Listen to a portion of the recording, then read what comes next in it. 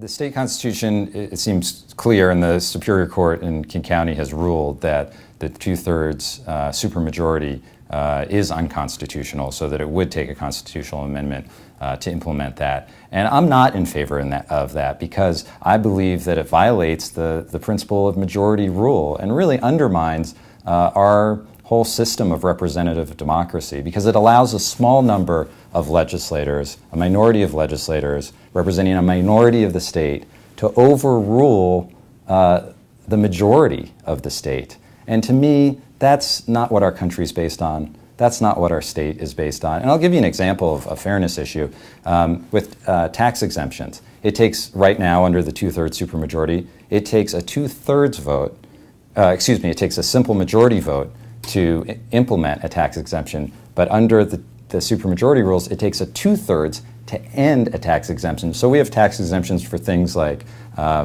chicken bedding, let's just say, for an example. And that's not fair to all the rest of us that pay taxes, that the people that get that tax or another tax exemption don't pay the tax. If we want to end that, a small minority of legislators can say no, and that's not fair. That's not what our system of representative democracy is supposed to do. So I do not favor that course.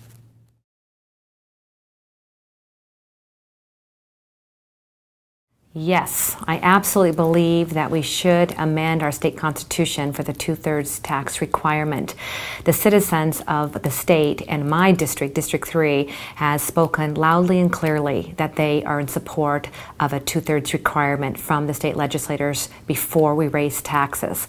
I believe that it's too easy for legislators on a simple majority to not work as diligently and as thoroughly looking at reforms and cost reductions and better efficiencies within a simple minority, because within a simple majority, then they rather just time and time has proven that every time that the 2-year extension on the two-thirds majority has been surpassed, then the Democrat-held majority has overruled that, gone ahead and raised up to $800 million plus in new taxes, and then the citizens get tired of that. They put in place another 2-year extension on the two-thirds. So I think they've done it 4 or 5 times now, and I really believe that we need to settle this situation once and for all, and it creates better legislators by working together and making sure that if we absolutely have to raise taxes, that it's a working together, a bipartisan working before we raise any taxes.